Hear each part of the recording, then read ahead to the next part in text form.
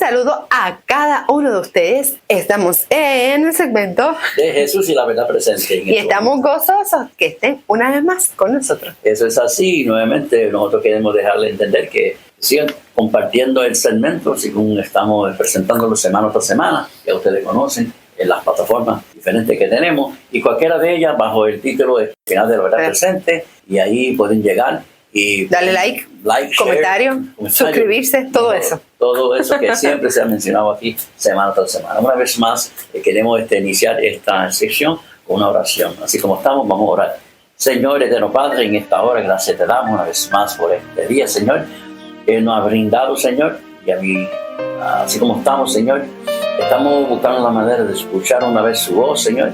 Permita que en este segmento que se va a presentar y también el estudio que se va a llevar a cabo durante esta sección, que podamos aprender de la misma, Señor. Que bendice a cada persona que están escuchando, nuestros oyentes, Señor, nuestros amigos, hermanos, y que todos, Señor, puedan escuchar estas palabras y puedan muy pronto prepararse para lo que viene, Señor, y que cada cual pueda estar listo, Señor, para ese momento glorioso, que usted venga en gloria a buscar a cada uno de nosotros. Por Jesús, Señor, se lo pedimos. Amén. Amén. Pues la noticia que traemos para el día de hoy se titula Cristianos en lista de espera para recibir pena de muerte. Un estudio reciente revela que centenares de cristianos, la noticia hablaba sobre 700 cristianos que están en esa lista. Centenares de cristianos están encarcelados en el país. Esta vez nos mudamos allá para Pakistán, acusados de violar estrictas leyes de blasfemia que castigan con hasta 10 años de prisión o pena de muerte cualquier supuesta ofensa contra el profeta, su profeta Mahoma. Mahoma es profeta de él. Pues según dice aquí, más de 700 cristianos esperan sentencia de muerte en el país, mientras otros permanecen tras las rejas sin fecha de liberación, viviendo una realidad de sufrimiento y incertidumbre. Aunque algunos pueden reducir su condena memorizando el Corán o cumpliendo el ayuno del Ramadán, mira esto, bien, la mayoría elige mantenerse firme en su fe, soportando castigos severos en vez de renunciar a Cristo. ¿Viste lo que los obligan para bajarle la condena? Exacto. Los acusadores suelen permanecer a melodías religiosas, como cristianos o hindúes. Enfrentan discriminación, trato cruel en el sistema judicial. De acuerdo con el Christian Daily International, las acusaciones por blasfemias contra cristianos suelen ser infundadas y, tras la condena, los prisioneros viven en condiciones extremadamente duras. El informe Hope Behind Bars de la Comisión Nacional para Justicia y Paz destaca el sufrimiento, hacinamiento, falta de higiene y de artículos esenciales y malos tratos son parte de su día a día en prisión. Resulta que 100 cristianos fueron condenados en el 2015 por presuntos delitos contra musulmanes. Los detenidos fueron alojados en celdas para pacientes con tuberculosis, obligados a beber agua de recipientes de baños y limpiar sus manos en las paredes. ¿Viste qué horrible? Oh, it's terrible. ¿Sabe? Es increíble. Estas celdas estaban separadas para esta gente que tenía tuberculosis y ellos entraban ahí a los cristianos sin darles ningún artículo de primera necesidad. Ellos usaban, ¿sabe? Hacían sus necesidades, se limpiaban de las paredes y si tenían sed, del inodoro. Okay. Increíblemente, sabiendo que eso está infectado con estas enfermedades. Además, les negaron mantas y recursos que sí recibían los otros reclusos. Las leyes de blasfemia de Pakistán son consideradas por la Comisión de Estados Unidos sobre Libertad Religiosa Internacional como las segundas más severas del mundo, solo después de Irán. Así que está Irán y Pakistán, las más severas. Las más severas. Que Dios sea, ¿verdad?, con todos estos creyentes que que viven todas estas situaciones y su fe se ve. Hay que orar mucho por ellos. La verdad que hay que orar por ellos para que ellos mantengan la fe que ellos tienen. Porque es una fe que están manteniendo ellos. ¿Cómo? Es un testimonio para nosotros. Claro. ¿Cómo te sentirías que estuvieras tú en una lista para sentenciarte? Ahí se mueven muchas cosas, nuestra paz, nuestra fe, el dolor, ¿sabes? Sí. Son muchas cosas. A menudo las acusaciones se hacen sin que los involucrados, mira esto, tengan derecho a una audiencia judicial adecuada, exponiéndolos a condenas arbitrarias e injustas. Así que deciden por ti sin tu presencia. En junio del año 2025, estamos hablando de este año, el cristiano Edward Kenneth, de 72 años, fue absuelto tras pasar 23 años en el corredor de la muerte. Así es que se le llaman allá. Su liberación ordenada por la Suprema Corte se basó en su diagnóstico de trastorno mental, pues se determinó que no podía ser responsable penalmente. Así que fue absuelto por su situación mental y sin considerar la gravedad del asunto. Sí. Análisis. ¿De qué estamos hablando? De la situación que enfrenta a estos cristianos en Pakistán, que está en una lista ya anotado para su ejecución. ¿Qué consejo se les puede dar al abatido? Y para eso nos vamos en Salmos 37, 28. ¿Qué dice? Bueno, dice aquí en Salmos 37, 28. Porque el Señor ama la justicia y no abandona a quienes le son fieles. El Señor los protegerá para siempre, pero acabará con la descendencia de los malvados. Así que en este texto podemos ver que aquellas personas que están experimentando una mala situación en relación a su fe, que entiéndase que la justicia le pertenece a Dios. Y que estas personas, aunque nosotros tal vez pensemos que es injusto que prosperen, pero Dios le dará a cada uno según sus obras. Sí, es así.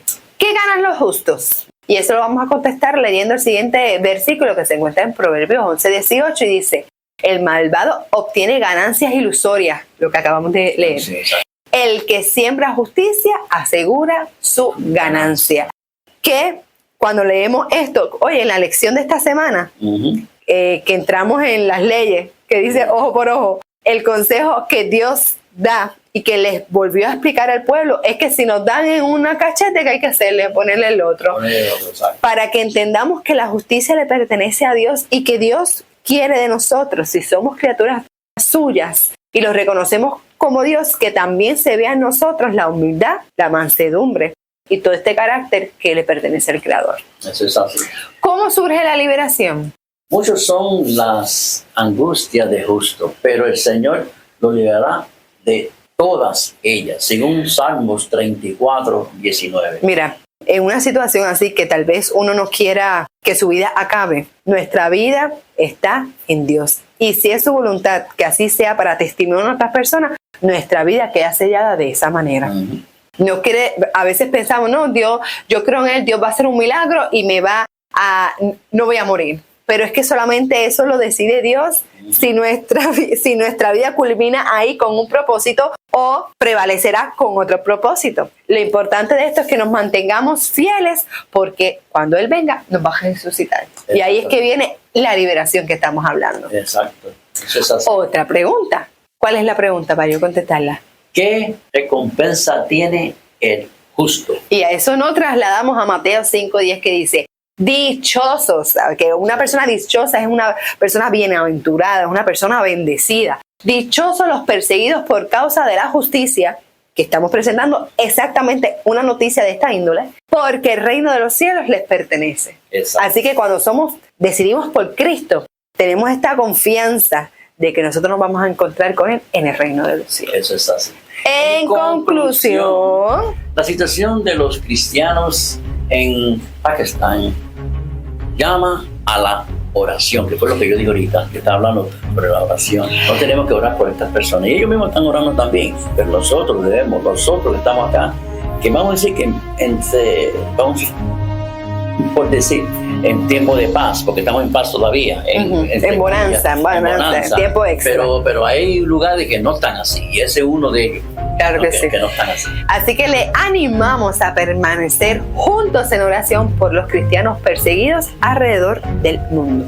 El enemigo busca destruir la fe y la confianza del creyente. Eso es lo que quiere ser. Claro. Pidamos la unción del Espíritu Santo y que Dios nos ayude a ser puros y piadosos y dejar en sus manos la justicia, porque cuando lo hacemos de esa manera, nuestra vida está resguardada en el Creador. Eso es así. Así que, Maranata, Cristo viene.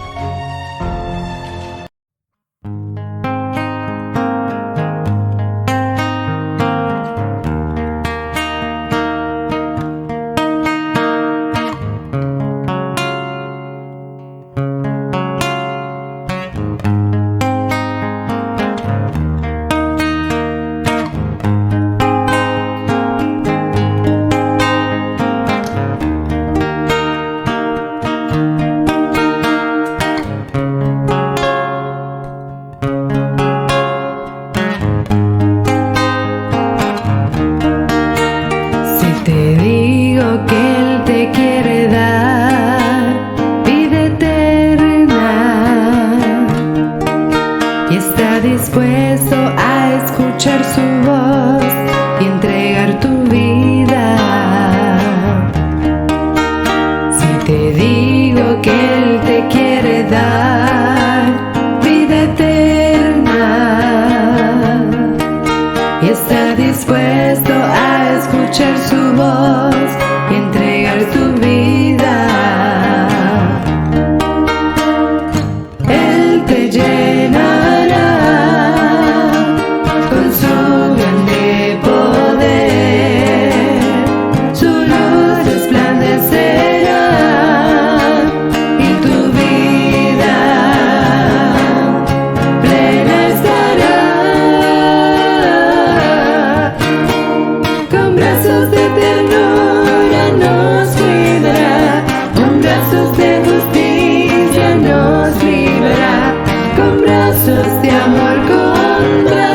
de amor de siempre nos sostendrá.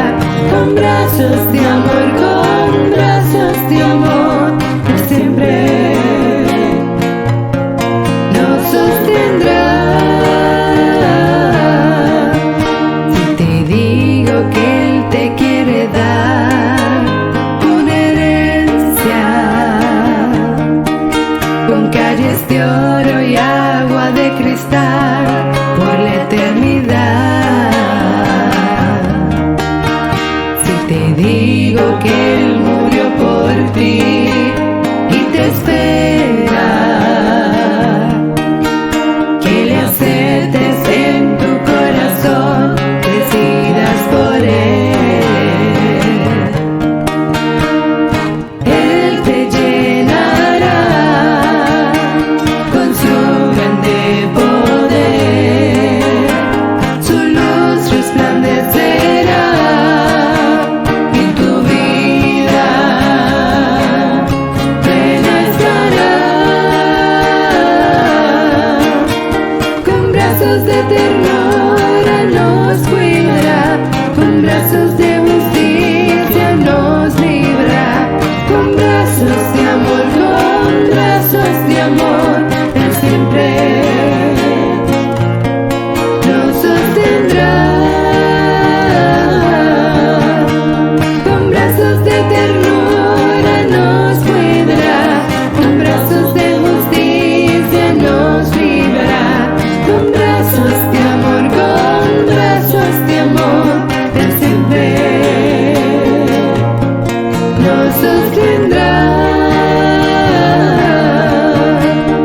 siempre nos sostendrá.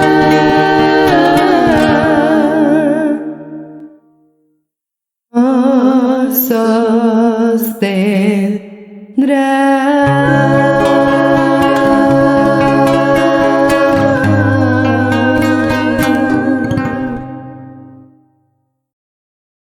Un saludo a cada uno de ustedes en un segmento más, o más bien un estudio más de lo que es el santuario. El tema de hoy se titula El sumo sacerdote y me gustaría comenzar primeramente haciendo un repaso de la lección pasada o el estudio pasado. En ese estudio vimos los pasos requeridos en la ordenación del sacerdote. Vimos diferentes tipos de puntos y tocamos que primeramente fue un llamado de Dios a la familia de Aarón y eligió la tribu de Leví. Así que tenían que tener vocación, tenían que tener objetivo.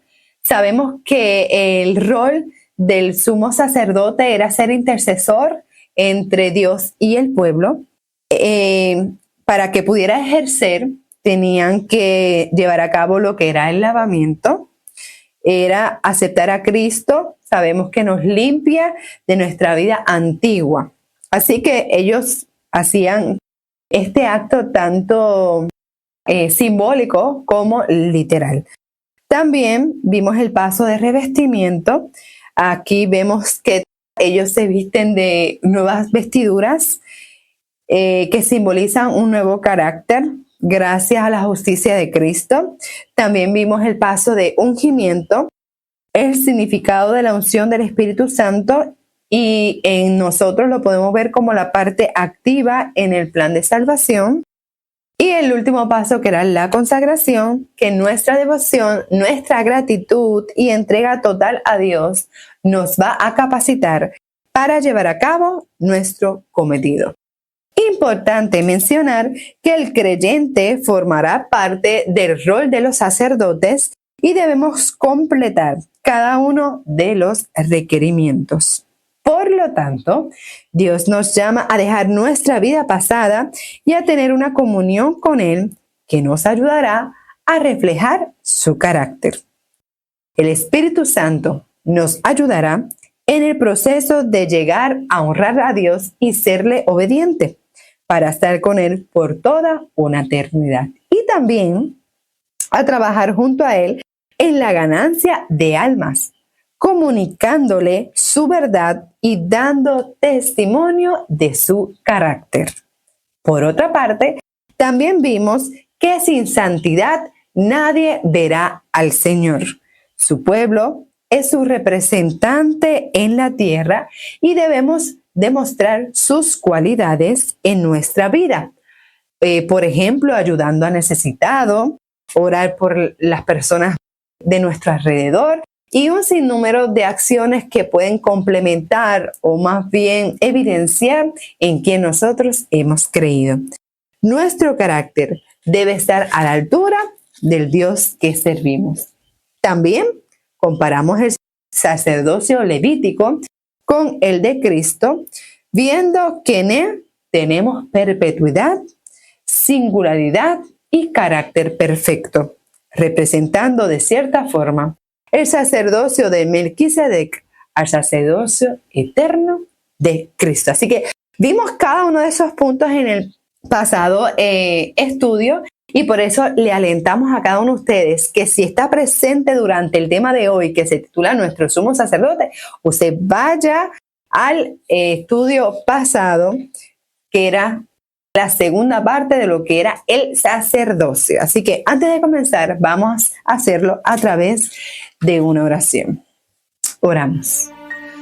Amante Padre que estás en el cielo, Señor, te agradecemos por tomar este tiempo para acercarnos a tu presencia. Te pedimos, oh Dios, que este tema, Señor, seas tú quien guíe el estudio, que nuestros corazones estén apacibles, Señor, que podamos escuchar tu voz, seguir tus pisadas y entregarnos completamente a ti. Unge mis labios, dirige mi mente, Señor, para hablar tu verdad En el nombre de Jesús. Amén. Comienzo diciendo en el estudio de hoy que Cristo es nuestro sumo sacerdote. Y sabemos que el santuario en donde sirve no es de este mundo. Y lo vamos a leer en el primer texto que se encuentra en Hebreos 9:11. Dice así: pero estando ya presente Cristo, sumo sacerdote de los bienes venideros, por el más amplio y más perfecto tabernáculo, no hecho de manos, es decir, no es de esta creación. Y en esta última oración vemos que no es de esta creación, refiriéndose al santuario celestial. También tenemos otro versículo, y esta vez se encuentra en Hebreos 9, versículo 24, y dice así: porque Cristo no entró en aquel santuario hecho por los hombres, que era solamente una figura del verdadero santuario, sino que entró en el cielo mismo, donde ahora se presenta delante de Dios a favor de nosotros. Por lo tanto, el santuario en cual oficia Jesús es el gran original y donde se encuentra es en el cielo. Nos haríamos una pregunta. ¿Qué propósito comprende el santuario? Y para esto me gustaría leer dos citas. La primera dice así: el propósito de la doctrina bíblica del santuario es comprender el significado de las verdades espirituales involucradas en el gran conflicto y el plan de salvación. Ven qué importante nosotros entonces poder estudiar todo lo relevante al santuario, porque es para este tiempo nosotros entender qué es lo que está ocurriendo, cuál es esta lucha entre el bien y el mal y cómo Dios ha propiciado para salvarte a ti y a mí. Hay una segunda cita y dice así: las verdades importantes acerca del santuario celestial y de la gran obra que allí se efectúa en favor de la redención del hombre debía enseñarse mediante el santuario terrenal y sus servicios. Quiere decir que el servicio que se estaba llevando a cabo en el santuario terrenal prefiguraba o señalaba lo que iba a suceder en el santuario celestial. A continuación, quiero hablarle sobre el santuario terrenal, cómo los sacerdotes y el sumo sacerdote cumplían con sus tareas, tanto en el servicio diario como lo que era el servicio anual. Y vamos a comenzar primeramente hablando sobre el servicio diario. Y para esto me gustaría mencionar dos citas, o más bien tres citas.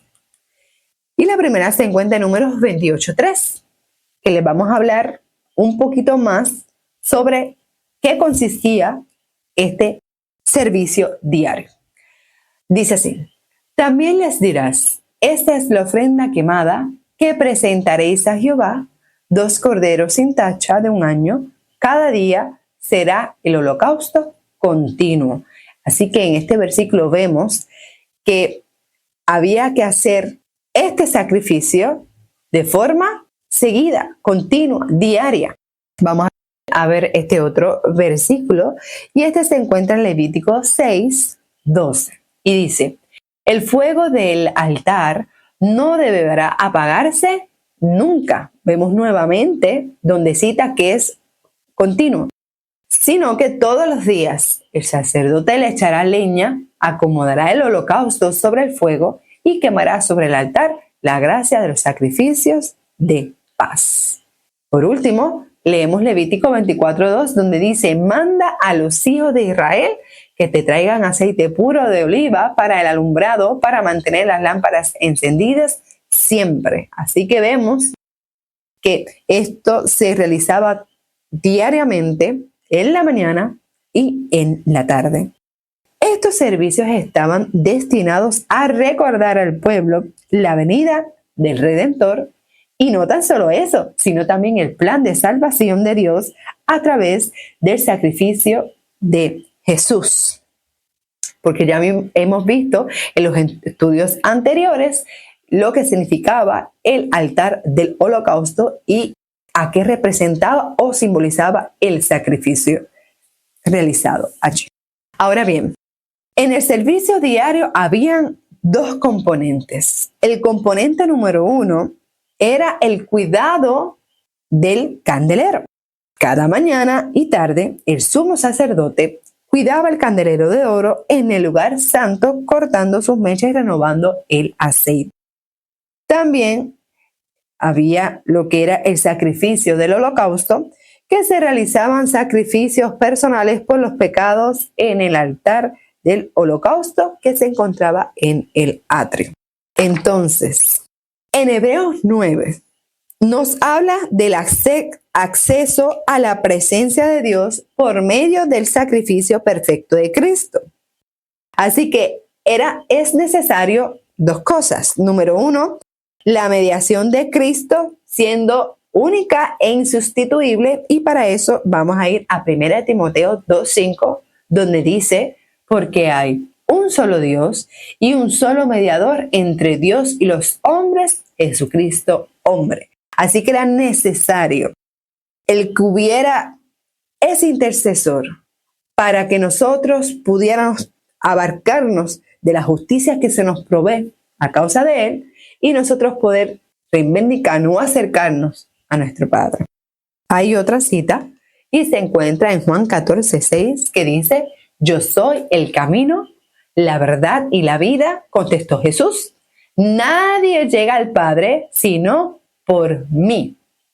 Cuán importante es nosotros reconocer este plan de acción o plan de salvación de la humanidad y la parte activa de Jesús dentro de ese plan, que es a través de él quien nos reconcilia con el Padre. Esto nos lleva a hacer otra pregunta. ¿Cómo intercede Jesús por la raza humana? Y para eso vamos a leer la siguiente cita.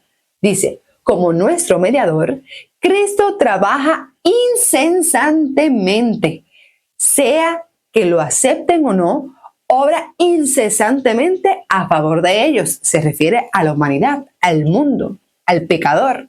Les otorga vida y luz y lucha por medio de su espíritu para desconectarlo del servicio diabólico. Eso se encuentra en Rivian Herald. Es importante nosotros entender entonces que la mediación continua de Cristo en el santuario celestial era simbolizada por el servicio diario que se efectuaba en el santuario terrenal y se caracterizaba por una serie de pasos que me gustaría mencionarlo antes de abundar. Allí, en ese servicio diario, se efectuaba una intercesión continua, un acceso continuo a Dios, había purificación, santificación y justicia continua, perdón continuo, dirección continua de su iglesia, sostén y protección continua. Cada uno de esos pasos lo podíamos ver allí. Y vamos a entrar entonces a fondo en cada uno de ellos para que lo podamos entender. Refiriéndonos a lo que era la intercesión continua, vamos a leer lo que dice Hebreos 7:25. Dice: por eso puede también salvar perpetuamente a los que por él se acercan a Dios, viviendo siempre para interceder por ellos. Qué glorioso saber que cuando nosotros le abrimos nuestro corazón a nuestro Redentor, lo que estamos haciendo es nosotros poder acercarnos a la presencia de Dios. Y mira lo que dice 1 Juan 2:1. Dice: tenemos un abogado que defiende nuestro caso ante el Padre. Ese es Jesucristo, el que es verdaderamente justo. Eso quiere decir que al acercarnos a Dios, Jesús intercede en nuestro favor, siendo nuestro abogado. Bendito sea el Señor. Punto número 2 es el acceso continuo a Dios. Y para eso leemos lo que dice Efesios 3:12. Dice: y en Cristo tenemos libertad para acercarnos a Dios con la confianza que nos da nuestra fe en Él. Así que, en otras palabras, nos está pidiendo que nos acerquemos confiadamente para hallar gracia y misericordia. Ahora vamos a tocar lo que es la purificación, santificación y justicia continua. Y para eso vamos a leer lo que dice Hebreos 10:10. Pues la voluntad de Dios fue que el sacrificio del cuerpo de Jesucristo nos hiciera santo una vez y para siempre. Así que la sangre de Cristo limpiará vuestras conciencias de toda mala obra, sirviendo así al Dios vivo con todo nuestro ser, porque la entrega que le tenemos que hacer al Señor es espíritu, alma, cuerpo, mente, es completo. Y cuando nosotros abrimos nuestro corazón, porque Él es quien nos busca, quien nos toca, Él va a hacer esa obra en nosotros porque lo ha prometido. Y nos va a santificar, nos va a apartar, va a renovar el pensamiento que no teníamos, se va a crear en nosotros, es lo que quiero decir. Los defectos de carácter se van a renovar, vamos a tener los frutos del Espíritu. Así que es importante que entendamos que solamente eso se logra por ayuda divina. Ahora bien, hablando del perdón continuo, vamos a leer lo que dice Hechos 5:31. Dice, a este Dios ha exaltado con su diestra por príncipe y salvador, para dar a Israel arrepentimiento y perdón de pecados. Y quien hace esa obra a nosotros es el Espíritu Santo, que nos convence de pecado y nos ayuda a nosotros ver nuestra carencia, nos ayuda a ver nuestra maldad y arrepentirnos genuinamente para buscar la presencia de Dios, quien hace en mí una nueva criatura. Gracias a esa obra que hace, nuevamente repito, el Espíritu Santo en nosotros. Ahora, dirección continua de esa iglesia. Para eso, no voy a citar un versículo en específico, pero podemos estudiar el primer capítulo de Apocalipsis para que ustedes vean cómo Dios guía a su iglesia a mantenerse pura en la verdad. Y por último, el sostén y protección continua, y para eso leemos Mateo 28:20. Dice, enseñándoles que guarden todas las cosas que os he mandado, y aquí yo estoy con vosotros todos los días hasta el fin del mundo. Amén. Vemos que es una promesa que Dios va a estar con su pueblo en todo este caminar. No lo va a dejar solo, nos va a proveer constantemente de su gracia para nosotros poder estar a la altura, para nosotros poder obtener ese carácter, el plan de Él obrar nuestra vida y nosotros ser templos del Espíritu Santo para vivir vidas aceptables a Cristo. De esta forma, vemos que Jesús hace posible la intercesión, el acceso, la purificación, perdón, dirección y sostén continuamente y para siempre. Eso gracias a que murió en la cruz del Calvario. Es la única forma que nosotros podemos volver a encontrarnos cara a cara con Dios. Por otra parte, la eficacia de la sangre de Cristo da un acceso ilimitado, completo, hasta la presencia misma de Dios. ¿En dónde? En el santuario celestial. Me gustaría que viéramos estas dos citas para compartir. Vamos a leer la primera.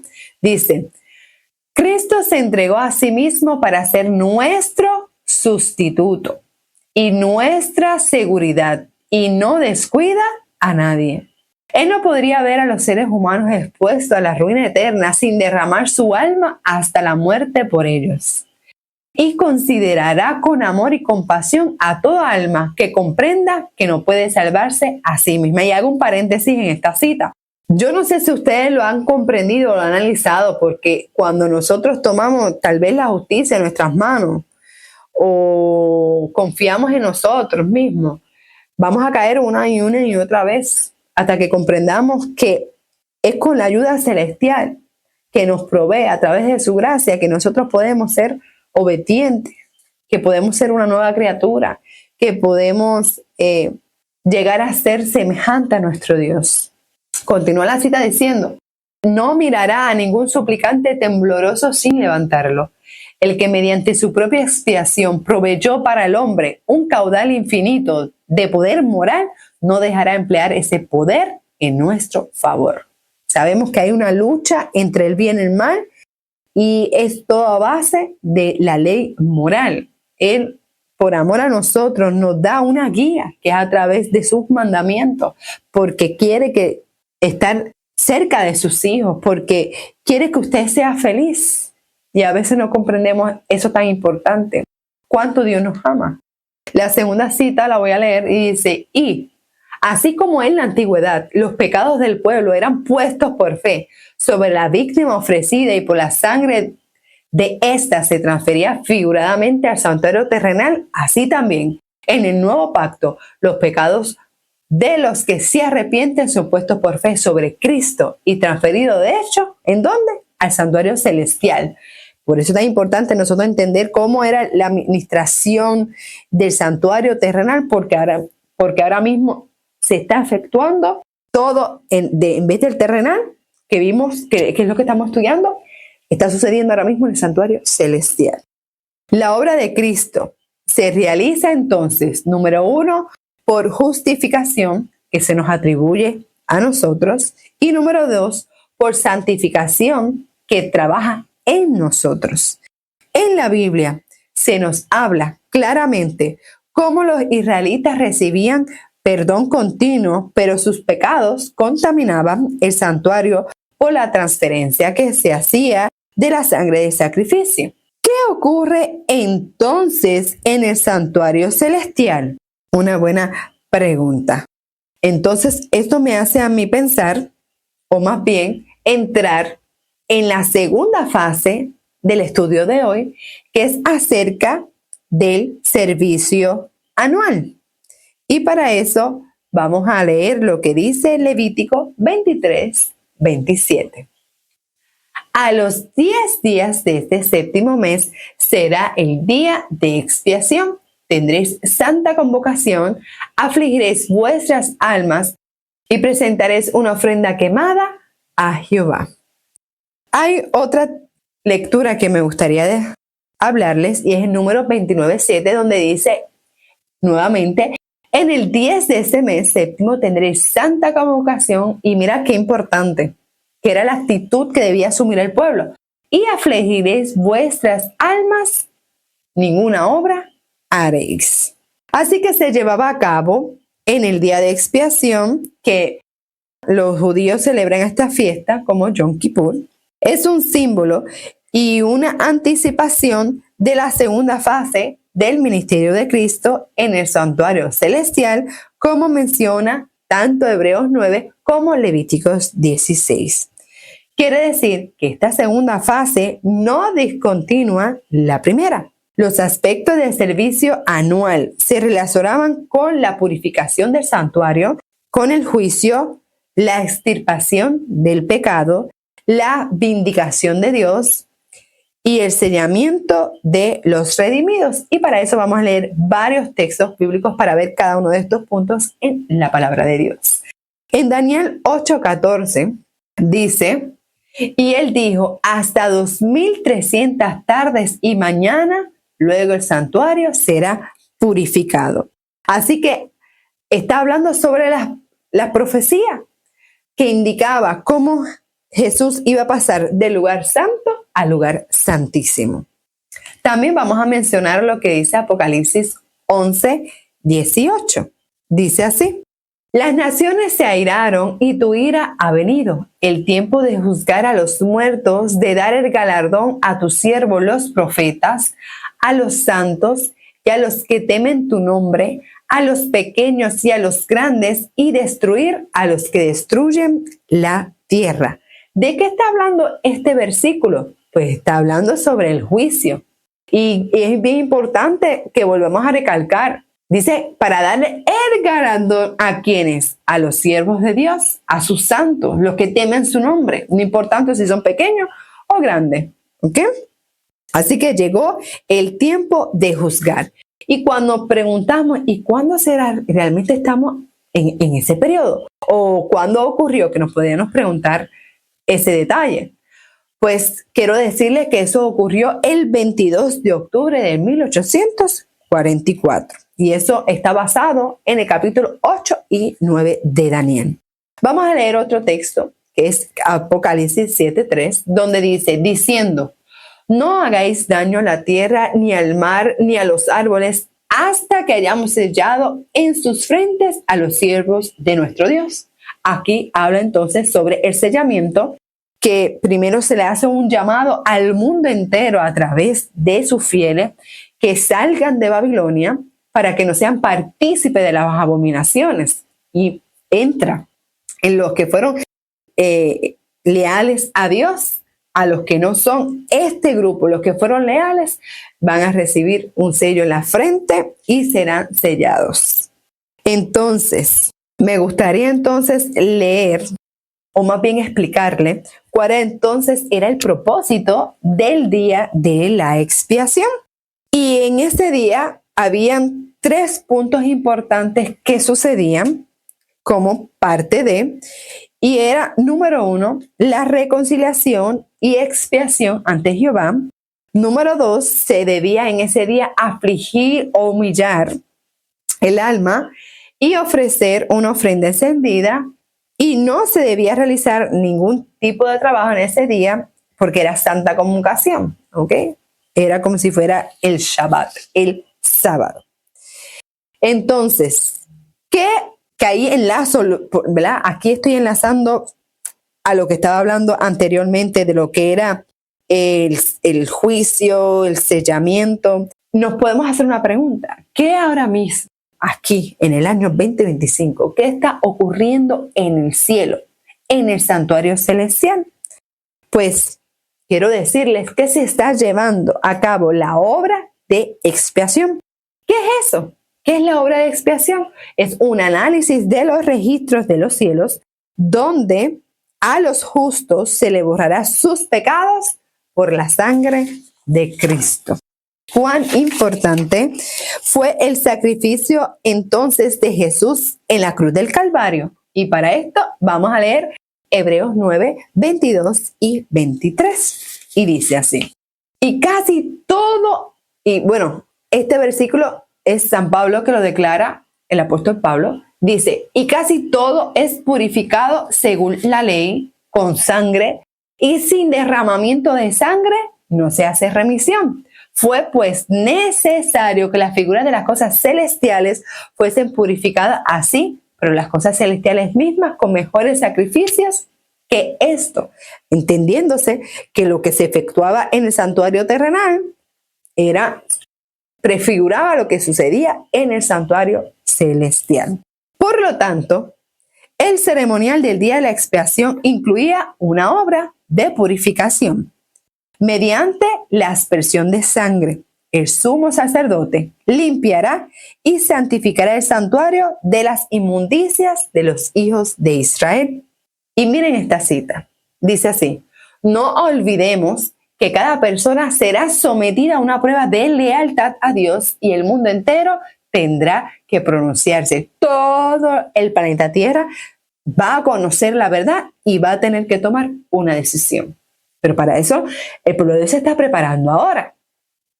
Continúa diciendo, todos tienen una causa pendiente ante el tribunal de Dios y cada uno deberá encontrarse cara a cara con el gran juez. Díganme ustedes entonces que estamos viviendo en una época solemne, encontrándonos en lo que es el juicio.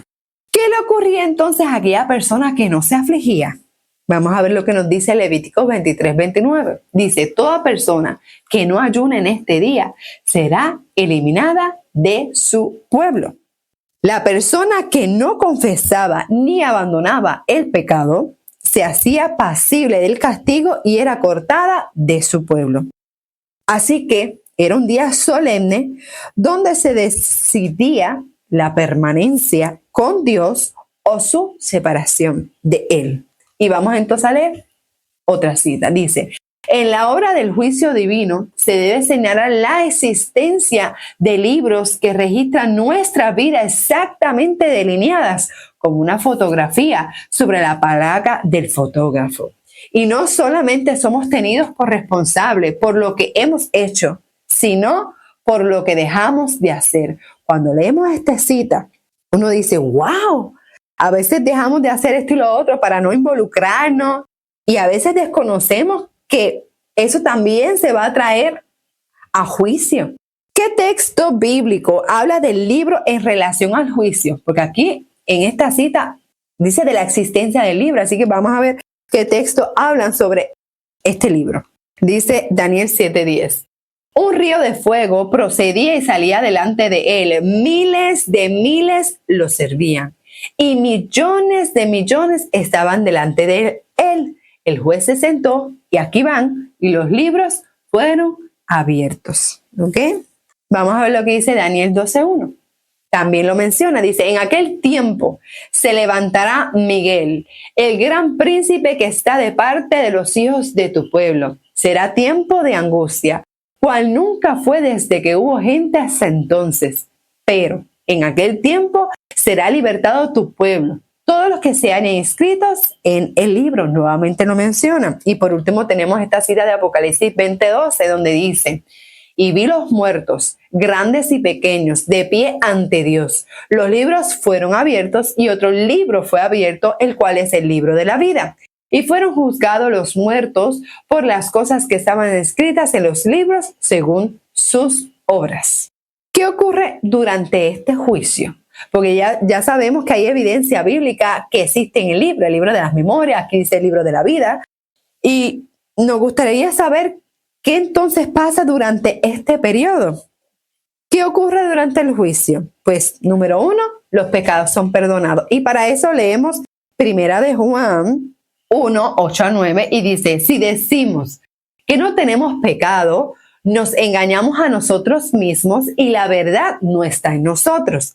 Si confesamos nuestros pecados, Él es fiel y justo para perdonar nuestros pecados y limpiarnos de toda maldad.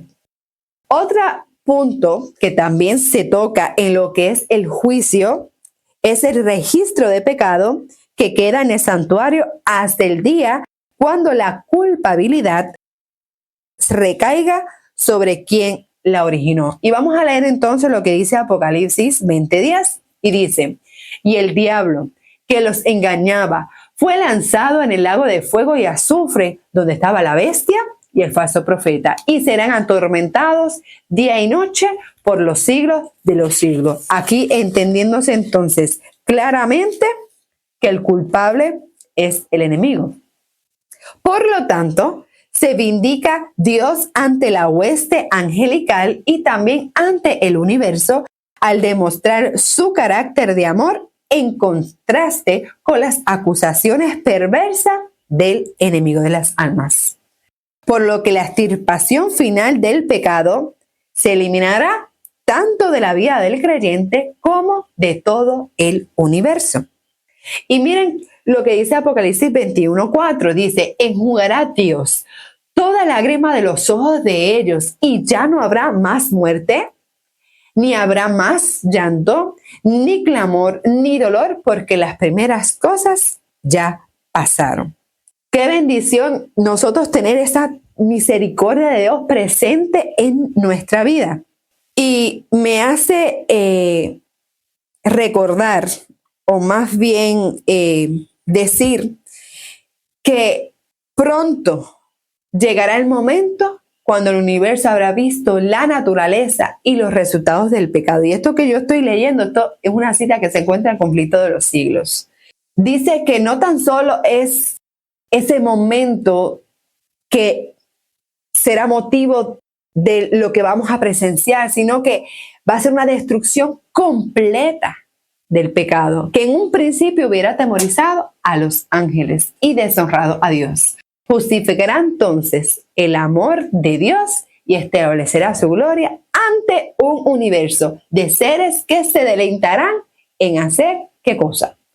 La voluntad de Dios. Y con esto termino diciendo, un resumen del estudio que hemos visto, o más bien el tema que hemos estudiado en este día, es que en el servicio diario se atendían las necesidades diarias de expiación, por los pecados individuales y preparaban al pueblo para ese día de expiación. Este servicio se llevaba a cabo a través de sacrificios continuos que mencioné que se hacían en la mañana y en la tarde. También este servicio se llevaba a cabo a través de la confesión de pecados. El pecador arrepentido colocaba su mano sobre la víctima, confesaba sus pecados, la degollaba, transfiriéndole simbólicamente esos pecados al animal. Y también rociar la sangre, ya que el sacerdote llevaba la sangre de la ofrenda al lugar santo y la rociaba ante el velo, simbolizando que el pecado se transfería al santuario. Y también lo que era la parte del incienso, porque sabemos que el incienso representaba las oraciones del pueblo.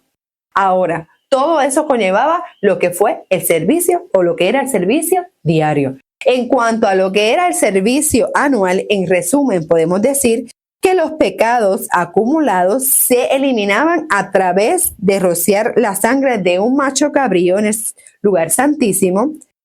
De esta manera todo se purificaba.